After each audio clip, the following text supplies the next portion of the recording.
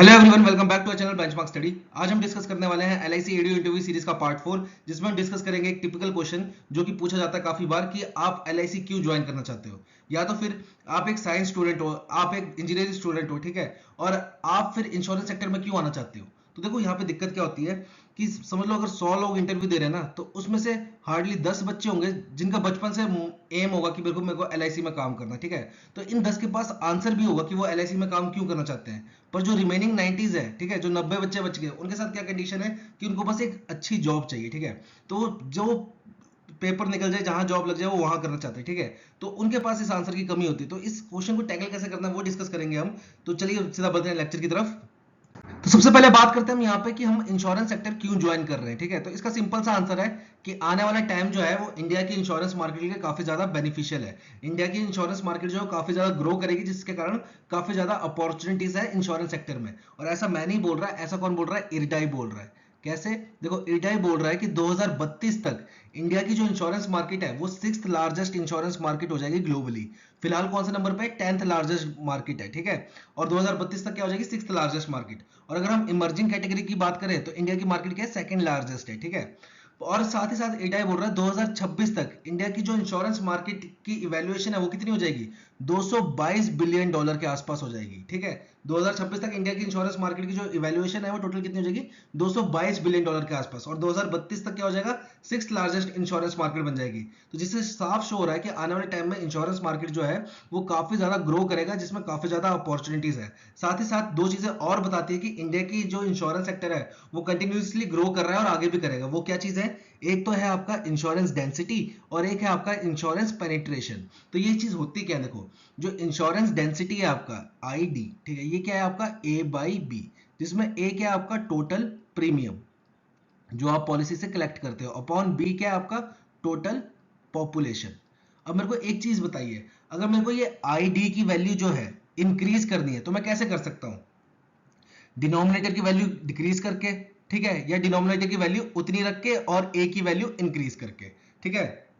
क्योंकि देखो ना, इंटीजर है, या तो आपको डिनोमिनेटर कम करना पड़ेगा, न्यूमरेटर इंक्रीज करना पड़ेगा, या डिनोमिनेटर कांस्टेंट रखना पड़ेगा और न्यूमरेटर इंक्रीज करना पड़ेगा, तभी जो है इंश्योरेंस डेंसिटी की वैल्यू इंक्रीज होगी। पर यहाँ पे देखिए, 2001 में इंश्योरेंस डेंसिटी कितनी थी? 11.1 डॉलर। और 2021 में कितनी होगी? 91 डॉलर, जिसमें से 69 डॉलर जो है वो लाइफ इंश्योरेंस है और 22 डॉलर जो है वो नॉन लाइफ इंश्योरेंस है।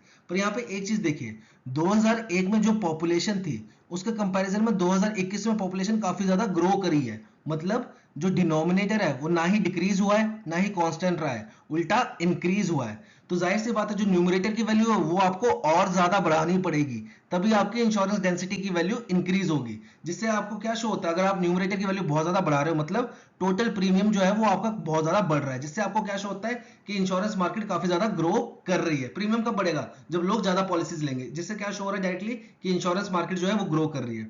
दूसरा पॉइंट है आपका इंश्योरेंस पेनिट्रेशन। अब देखिए ये क्या चीज होती है? इंश्योरेंस पेनिट्रेशन होता है आपका, ये भी आपका A/B की फॉर्म में होता है, इनटू 100 हो जाता है। क्यों? क्योंकि यहाँ पे वैल्यू जो है वो परसेंटेज में है।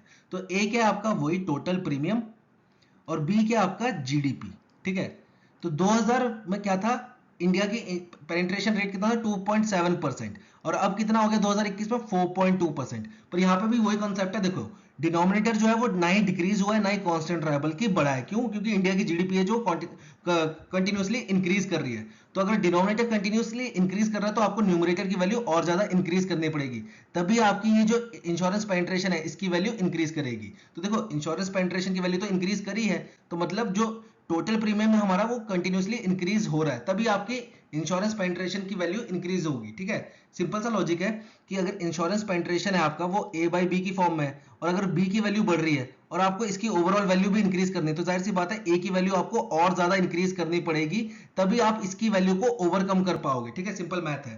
तो यहां से आपको शो क्या हो रहा है कि टोटल प्रीमियम आपका और ज्यादा इंक्रीज कर रहा है, जिससे यहां से अगेन शो होता है कि जो इंश्योरेंस सेक्टर है वो कंटिन्यूसली इंक्रीज कर रहा है। तो इसलिए देखो, जो आने वाला टाइम है वो इंश्योरेंस सेक्टर का है, उसमें काफी ज्यादा ग्रोथ है। तो मैं इस जर्नी का पार्ट बनना चाहता हूं, इस जर्नी को विटनेस करना चाहता हूं, इसलिए मैं इंश्योरेंस सेक्टर को ज्वाइन करना चाहता हूं। तो ये आंसर आप बढ़िया करके दे सकते हो।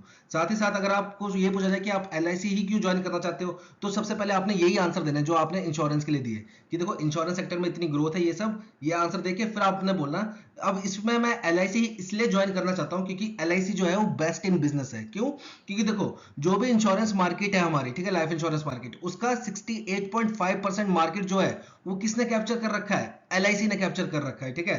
और LIC गवर्नमेंट के अंडर है, ठीक है, ठीक है, और काफी बड़ी प्रेस्टिजियस इंस्टीट्यूशन है जिसने कि आधे से ज्यादा मार्केट कैप्चर करके रखा हुआ है, ठीक है। साथ ही साथ एडाई का एक एम भी है, वो क्या है? इंश्योरेंस फॉर ऑल बाय 2047, मतलब 2047 तक इंडिया के हर पर्सन को इंश्योर करना, जिसमें LIC बहुत बड़ा रोल प्ले करेगा। साथ ही साथ अभी हमने पिछली वीडियो में LIC के IPO के बारे में डिस्कस किया था, तो यहाँ पे देखिए एक और चीज है कि जो LIC का IPO था वो इंडिया का तो लार्जेस्ट था ही, ठीक है, इंडिया का तो लार्जेस्ट IPO था ही, पर वर्ल्ड का 6th लार्जेस्ट IPO था, 6th लार्जेस्ट। तो इतनी बड़ी ऑर्गेनाइजेशन का पार्ट बनना मैं हमेशा चाहूंगा, ठीक है, इसलिए मैं LIC को ज्वाइन कर रहा हूं। तो पहले आपने इंश्योरेंस सेक्टर की तारीफ करनी है, फिर इंश्योरेंस सेक्टर में LIC का रोल बताना है कि कितनी बड़ा है LIC का रोल इंश्योरेंस सेक्टर में, तो इसलिए मैं LIC को ज्वाइन करना चाहता हूं, ठीक है। तो ये चीज आप बोल सकते हो। अगर आप देखो मेरे हिसाब से अगर आप ये डाटा और फैक्ट्स सामने रखोगे तो आपको बिना मतलब की स्टोरी बनाने की कोई जरूरत नहीं है कि मेरे पड़ोसी LIC में काम करता था, मैंने बचपन को उसको एडमायर किया है, ऐसी कोई फालतू की स्टोरी नहीं बनाना, सीधा फैक्ट्स एंड डाटा पेश करना, ठीक है, नंबर लेना, निकलना, अच्छे नंबर आएंगे आपके, ठीक है। तो जल्दी मिलते हैं आपको नेक्स्ट वीडियो में, till then have a nice day.